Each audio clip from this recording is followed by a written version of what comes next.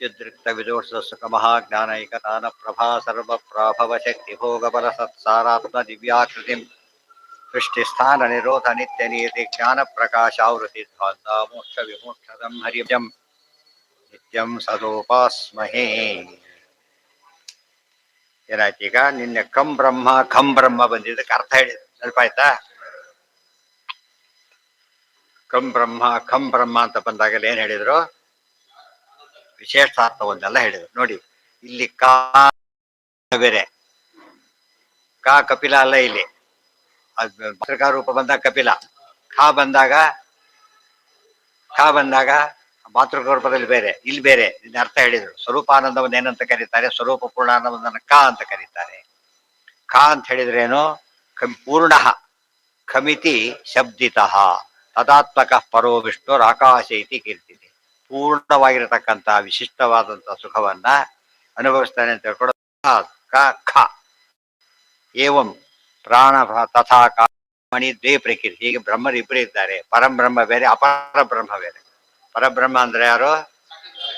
ನಾರಾಯಣ. ಅಪರ ಬ್ರಹ್ಮ ಅಂದ್ರೆ ಯಾರು? ವಾಯುದೇವ. ಇದನ್ನಿಟ್ಕೊಂಡು ತಮೇವ ಪ್ರತ್ಯಕ್ಷಂ ಬ್ರಹ್ಮಾಸಿ ಅಂತ ಹೇಳಿರೋದು. ಆ ಉಪನಿಷತ್ತಿನ ಅರ್ಥ ಆಗೋದು ಇಲ್ಲಿಂದ. ಪೃಥುತ್ವಾತ್ ಪೃಥಿವಿ ವಿಷ್ಣು. ಮುಂದೆ ಅತ ಗಾರ್ಹಪತ್ಯೋ ಅನುಶಾಸ. ಅಲ್ಲಿ ಅಗ್ನಿಗಳು ಮಾತಾಡ್ತಾ ಇವೆ. ಈಗ ಅಲ್ಲೇನೆ ವೃಷಭಾದಿಗಳ ರೂಪದಲ್ಲಿ ದೇವತೆಗಳು ಉಪದೇಶ ಮಾಡಿದರು. ಅಜ್ಞಾದಿಗಳು ಇಲ್ಲಿ ಉಪದೇಶ ಮಾಡ್ತಾ ಇದ್ದಾರೆ. ಯಾರಿಗೆ? ಉಪಕೋಸಲ ಹೇಳತಕ್ಕಂಥ ವಿಚಾರ ಇದೆ. ಅಲ್ಲಿ ಹೇಳಿದ್ದ ಯಾರಿಗೆ? ಸತ್ಯಕಾಮ. ಈ ಸತ್ಯಕಾಮ ಒಬ್ಬರ ಶಿಷ್ಯ, ಈಗ ಗುರುವಾಗಿದ್ದಾರೆ. ಇದ್ರ ಶಿಷ್ಯ ಉಪಕೋಸಲ. ಅವ್ರಿಗೇನಾಯ್ತು? ಆಗಿದೆ ಈಗಾಗಲೇ, ತುಂಬಾ ದಿವಸ ಹೇಳ್ಕೊಟ್ಟಿರ್ಲಿಲ್ಲ. ಎಲ್ಲೋ ಬೇರೆ ಊರಿಗೆ ಹೋದ್ರು ಅವರು. ಆಗ ಅಗ್ನಿ ಕಾರ್ಯ ಮಾಡ್ತಾ ಇದ್ದ. ಅದು ಬ್ರಹ್ಮಚಾರಿ, ವಯಸ್ಸೇ ಇಲ್ಲಲ್ಲ. ಅಗ್ನಿ ಕಾರ್ಯ ಮಾಡ್ತಾ ಇದ್ದ.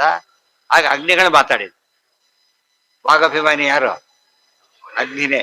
ವಾಗಭಿಮಾನಿನೇ ಅಗ್ನಿ. ಆದ್ರಿಂದ ಅದಕ್ಕೆ ಸ್ವಲ್ಪ ಬಿಸಿ ಕೊಡತಷ್ಟ ಮಾತು ಬರ್ತಾವ ನೋಡ್ರಿ. ಮಾತು ನಿಂತೋಗಿರುತ್ತಲ್ಲ, ಬಿಸಿ ಕೊಡದೆ ಸರಿ ಹೋಗ್ತಾನೆ. ಬಿಸಿಗೆ ಅದಕ್ಕೆ ಸಂಬಂಧ ಇದೆ. ಬಿಸಿಗೂ ಅಗ್ನಿ ಸರಿಯಾಗಿ ಉಚ್ಚಾರಣೆಗೂ ಸಂಬಂಧ ಇರೋದ್ರಿಂದ ತುಂಬಾ ಚಳಿಯಲ್ಲಿ ಮಾತಾಡಕ್ ಬರೋದಿಲ್ಲ. ಮೊದಲು ತೊದಲ್ತ. ಯಾಕೆ? ಬಿಸಿ ಇಲ್ಲ ಅದು. ಬಿಸಿ ಕಮ್ಮಿ ಆಗಿರೋ ಅದೇ ಹೇಳ್ತಾರೆ. ಟೆಂಪರೇಚರ್ ಇರಬೇಕು. ಅದಕ್ಕೆ ಕುಡಿಯೋ ಗಿಡದ ಅಭ್ಯಾಸ ಮಾಡ್ಕೊಬಿಟ್ಟಿದ್ರೆ ಅದಾಗಬಾರ್ದು. ಅವ್ರು ಧ್ಯಾನ ಮಾಡ್ಬಿಟ್ಟು ಕೆಲಸ ಆಗುತ್ತೆ. ಎಷ್ಟೋ ಸರ್ತಿ ವಸ್ತು ಏನಿರುತ್ತೆ ಅಭಿಮಾನಿಗಳು, ಇವತ್ತು ಆಫೀಸಲ್ಲಿ ಕೆಲಸ ಆಗ್ಬೇಕಾಗಿದೆ, ಆಫೀಸ್ಗೆ ಹೋಗ್ಬೇಕಾಗಿಲ್ಲ, ಈಗ ಗೊತ್ತಿದ್ದಾರೆ, ಫೋನ್ ಮಾಡ್ಬಿಟ್ಟು ಕೆಲಸ ಆಗ್ಬಿಡುತ್ತೆ. ಮಂತ್ರದಿಂದ ಕೆಲಸ ಆಗ್ತದೆ. ಅದು ಸುಲಭ. ಭಾಳ ಅದು ಸಿದ್ಧಿ ಬೇಕು ಅದಕ್ಕೆಲ್ಲ. ಯಾರು ಫೋನ್ ಮಾಡಿ ಬೈತಾರೆ ಅಷ್ಟೇ. ಫೋನ್ ಮಾಡೋ ಏನಾಗಿರ್ಬೇಕು ಅವರಿಗೆ?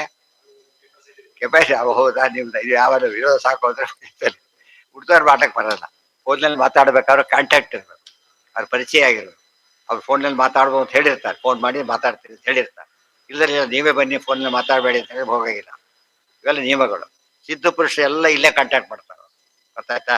ಅವ್ರಿಗೆ ಅಷ್ಟು ಸಿದ್ಧರಾಗಿದ್ದಾರೆ. ಅವ್ರಿಗೆ ಬೇಕಾಗಿರೋದ್ರಿಂದ ಏನಾಗುತ್ತೆ ಅಲ್ಲಿಗೆ?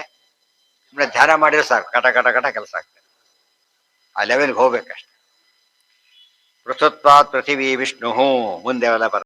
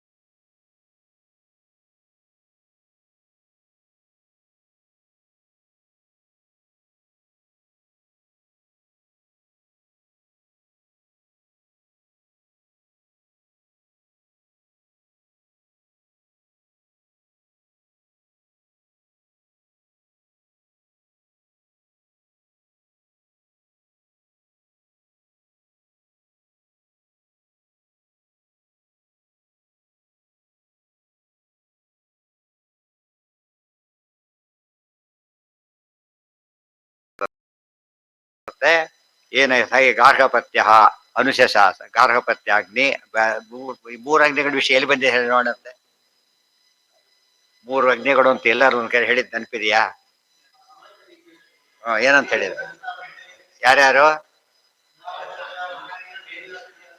ಆಚಾರ್ಯರು. ಗೊತ್ತಾಯ್ತಾ? ಯತ್ರಾಗ್ನೇಯ ತ್ರೇತಾಗ್ನೇಯ ಅಂತ ಹೇಳಿದಾರಲ್ಲ, ಆಮ್ನಾಯ ಅಸ್ತ್ರವ ತತ್ವಬೋಧಕಾಸ್ತೆ ಅಂತ ಹೇಳ್ಬೇಕಾದ್ರೆ 8ನೇ ಅಧ್ಯಾಯದ ಕೊನೆಯ ಶ್ಲೋಕ. 7ರ ಕೊನೆಗೇನಿದೆ? ಯಾರವರು? ಇಬ್ಬರೇ ಇರೋರು. ಯಾರು? ವೇದವ್ಯಾಸರು, ಆಚಾರ್ಯರು. ಅದಕ್ಕೆ ಜಾಜ್ವಲ್ಯತೆ ವಿಷ್ಣು ವಾಯುಸ್ವ ದೇವವು ಅಂತ ಹೇಳಿದ್ರು. ಇಲ್ಲಿದ್ದ 3 ಜನ ಸೇರಿದ್ರಿಂದ ಅದು ಮುಗಿಸಿದ್ರು. 7ನೇ ಅಧ್ಯಾಯದ ಕೊನೆ ಶ್ಲೋಕ ಇದು, 8ರ ಕೊನೆ ಶ್ಲೋಕ ಅದು. 2ನೇ ಸರ್ಗ 8ನೇ ಸರ್ಗ. ಅದು ನೆನಪಿರ್ಬೇಕು, ಎಲ್ಲಿ 2 ಎಲ್ಲಿ 3 ಅಂತ ಹೇಳಿ. ಇಲ್ಲಿ 3 ಅಗ್ನಿ ಇಲ್ಲಿ ಬಂದಿದೆ. 3 ಅಗ್ನಿಗಳು ಯಾರು? ಇವರು. ಇದು ಗೊತ್ತಿದ್ರೆ ಯಾವ ಅಗ್ನಿ ಅಂತ ಕೊಡ್ಲಕ್ ಬರೋದಿಲ್ಲ. ಆದಿತ್ಯೆ ಪುರುಷೋ ದೃಶ್ಯತೆ ಸೋಹಮಸ್ಮಿ ಸ ಏವಾಹಮಸ್ಮಿ. ಮೊದಲೇ ಅಗ್ನಿ ಹೇಳಿತು, ಗಾರ್ಹಪತ್ಯಾಗ್ನಿ ಅಂತ ಹೆಸರು. ಅದು ಹೇಳ್ತಾ ಇದ್ದಾನೆ. ಇವಾಗ ಇದ್ದಾನಲ್ಲ, ಏಷ ಪುರುಷ ದೃಶ್ಯತೆ. ಎಲ್ಲಿ? ಆದಿತ್ಯೆ, ಸೂರ್ಯ ಇದ್ದಾನಲ್ಲ, ಸೂರ್ಯ ಒಬ್ಬನ ಕಾಣ್ತಾನಲ್ಲ, ಸಯೇ ವಾಹಮಸ್ಮಿ. ಆತ ದೇವರು ಮಾತಾಡ್ತಿರೋದು ಈಗ ಹೆಸರು ಮಾಡಿಕೊಂಡು. ಅವ್ರ ಮುಖ ದೇವರು. ಪ್ರಾಣೋವಾಸ್ಮಿ ಅಂತ ಬೃಹತಿ ಶಾಸ್ತ್ರ ಬರುತ್ತಲ್ಲ, ಹಾಗೆ. ಅದೇ ಸೂರ್ಯ ಅಂತರ್ಗತ ನೋಡಿ. ಸೂರ್ಯ ಮತ ಹೋಯ್ತೀಗ. ಗಾಯತ್ರಿ ಮಂತ್ರ ಅರ್ಥ ಸ್ಪಷ್ಟ ಆಯ್ತು. ಗಾಯತ್ರಿ ಮಂತ್ರ ಅಂದ್ರೆ ಸೂರ್ಯ ಮಂತ್ರ ಅಲ್ಲ. ಸದಾ ಸವಿತೃಮಂಡಲ ಮಧ್ಯವರ್ತಿ ನಾರಾಯಣ, ಇಲ್ಲಿ ಬಂದಿದೆ. ಅಲ್ಲಿ ಇಷ್ಟೊತ್ತು ಗಾಯತ್ರಿ ಮಂತ್ರ ವಿಷಯ ಹೇಳಿದ್ದಾರೆ, ಇದರಲ್ಲೇ ಹೇಳಿದ್ದಾರೆ, ಅದನ್ನು ಹೇಳ್ತಾರೆ. ಸ ಏವ ಏತಮೇವಂ ವಿದ್ವಾನ್ ಉಪಾಸ್ತೆ ಆಮೇಲೆ ಅಪಹತೆ ಪಾಪಕೃತ್ವ ಶೋಕಿ ಭವತಿ ಸರ್ವಂ ಆಯುರೇತಿ. ಹೇಳಿದ ಈ ರೀತಿ ಯಾರು ತಿಳ್ಕೊತಾರಲ್ಲ, ನೋಡಿ ಎಷ್ಟು ಚೆನ್ನಾಗಿದೆ. ಯಾವ ರೀತಿ ತಿಳ್ಕೊತಾರಲ್ಲ ಅವ್ರು ಪೂರ್ಣಾಯುಷ್ಯವನ್ನು ಬದುಕ್ತಾರೆ. ಪೂರ್ಣಾಯುಷ್ಯ ಬರುತ್ತೆ ಅವರಿಗೆ. ಅರ್ಥ ಆಯ್ತಾ? ಯಾವ್ದು ಇದು ಗಾಯತ್ರಿ ಮಂತ್ರದಲ್ಲಿ ಏನ್ ಬರುತ್ತೆ ಅಂತ ತಿಳ್ಕೊಂಡು ಮಾಡಿಬಿಟ್ರೆ ಪೂರ್ತಿ ಆಯುಷ್ಯ ಬರುತ್ತೆ. ಅದಕ್ಕೆ ಮನುಸ್ಮೃತಿಯಲ್ಲಿ ಹೇಳ್ತಾರೆ, ಋಷಿಯೋ ದೀರ್ಘ ಸಂಧ್ಯಾತ್ವ ದೀರ್ಘಮಾಯುರ ವಾಪಿದೆ. ಋಷಿಗಳು ತುಂಬಾ ಸಂಧ್ಯಾವನೆ ಮಾಡ್ತಿದ್ರಿಂದ ಆಯುಷ್ಯ ಜಾಸ್ತಿ ಇರ್ತೀವಿ. ಎಷ್ಟು? 1000 ಗಟ್ಟಲೆ, 100, 1000, ಲಕ್ಷ ವರ್ಷ ಹಾಗೆ ಇರ್ತೀವಿ. ಸಂಧ್ಯಾವನೆಗೆ ಸಂಬಂಧ ಇದೆ. ಯಾಕೆ? ಸೂರ್ಯ ಇದ್ದಾನಲ್ಲ, ಆಯುಷ್ಯನ ದೇವತೆ ಆತ. ಗೊತ್ತಾಯ್ತಾ? ಅದ ಆದಾಯ ಆಯುಹು ಯಾತೀತಿ ಆದಿತ್ಯ ಅಂತ. ಒಂದ್ ದಿವ್ಸ ಸೂರ್ಯ ಬಿಟ್ಟು ಬಿಡಿದ ಅಂದ್ರೆ ಒಂದ್ ದಿವಸದ ಆಯುಷ್ಯ ಹೋಯ್ತು ಅಂತ ಅರ್ಥ. ಪರೀಕ್ಷೆ ಬೆಲ್ ಹೊಡಿತಾರೆ, ಗಂಟೆ ಹೋಗದಲ್ಲಿ ಏನಂತ ಟೈಮ್ ಆಗ್ತಿದೆ ಅಂತ ಅರ್ಥ. ಸೂರ್ಯನ ಮೇಲೆ ಅದಕ್ಕೆ ಆದಿತ್ಯ ಅಂತ ಸೂರ್ಯನ ಹೆಸರು. ಈಗ ಮುಂದೆ ಹೇಳ್ತಾರೆ ಆಚಾರ್ಯ, ಇಲ್ಲೇ ಹೇಳ್ತಾರೆ ಆದಿತ್ಯ ಅಂತ ಹೆಸರು. ಆದ್ರಿಂದ ಸೂರ್ಯ ಅಂತರ್ಗತ ದೇವರ ಧ್ಯಾನ ಮಾಡಿದಾಗ ಪೂರ್ಣಾಯುಷ್ಯ. ಪೂರ್ಣಾಯುಷ್ಯ ಅಂದ್ರೆ 100 ವರ್ಷ ಬದುಕ್ತಾನೆ ಅಂತ ಅರ್ಥ ಅಲ್ಲ. ಆಯುಷ್ಯ ಸಾರ್ಥಕ ಮಾಡ್ಕೋತಾನೆ ಅಂತ, ವೇಸ್ಟೇಜ್ ಇಲ್ಲ. ಬುದ್ಧಿವಂತ 3 ಗಂಟೆ ಸರಿಯಾಗಿ ಬರೀತಾನ. ಇವನು ಅಲ್ಲಿ ನೋಡ್ತಾ ಬರ ಓದಿಲಾಗಿದ್ದಿಲ್ಲ, ಅಲ್ಲಿ ನೋಡೋದು ಇಲ್ಲಿ ನೋಡೋದು ಮಾಡ್ತಾ ಕೂತಿರ್ತಾನೆ. ಅದು ಫುಲ್ ಯುಟಿಲೈಸ್ 3 ತಾಸು ಸರಿಯಾಗಿ ಯುಟಿಲೈಸ್ ಮಾಡ್ಕೋತಾನೆ ಅಂತ. ಇವತ್ತೇ ಪೂರ್ಣಾಯುಷ್ಯ ಆಗುತ್ತೆ. ಟೀಕಾರ 100 ವರ್ಷ ಇರಲಿಲ್ಲ, ಅವ್ರ ಕೆಲಸ ಮುಗಿದು ಪೂರ್ಣಾಯುಷ್ಯ, ಫುಲ್ ಸರ್ವಿಸ್ ಅಂತೀವಲ್ಲ ಹಾಗೆ. ಏನು ಕೆಲಸ ಇರುತ್ತೆ ಕೆಲಸ ಮುಗಿಸ್ಬಿಟ್ರು, ಅಲ್ಲಿ ಮುಗಿದೋಯ್ತು. ಅದು ಮೂಲಕ ಆಯುಷ್ಯ ಸಾಲದು. ಗೊತ್ತಾಯ್ತಾ? ಆದ್ರೆ ಅವ್ರು ಎಲ್ಲಾ ಕೆಲಸ ಮಾಡಿ ಅದು ಶುರುವಾಗಿದ್ದು 20ನೇ ವರ್ಷಕ್ಕೆ. ಬರೀ 30 ವರ್ಷ ಕೆಲಸ ಮಾಡಿ ಓದಿ ಆಮೇಲೆ ಬರೋದು, ಶಿಷ್ಯರಿಗೆ ಪಾಠ ಹೇಳಿ ಇಷ್ಟೆಲ್ಲ ಕೆಲಸ ಮಾಡಿದ 30 ವರ್ಷದೊಳಗೆ. ಇದು ಮೊದಲಿಂದ ಬರ್ತಿತ್ತಾ? ಹಿಂದೆನೆಲ್ಲ ಪ್ರಿಪರೇಷನ್ ಇತ್ತಲ್ಲ, ಸಾಧ್ಯ ಅಲ್ಲ. ಮಾಡಿದ ಪುಣ್ಯ ಬರ್ತದೆ ಅಂತ. ಫುಲ್ ಟೈಮ್ ಎಷ್ಟೊತ್ತು ಬರದಾಗ ಕೆಡೋದಿಲ್ಲ. ಗೊತ್ತಾ? ಮುಂದುವರಿ ತಾಸಿನಲ್ಲಿ 100 ಮಾರ್ಕ್ ತಗೊಳ್ಬಹುದು ಅವರು. 3 ತಾಸಲ್ಲಿ 0 ತಗೊಳ್ಬಹುದು.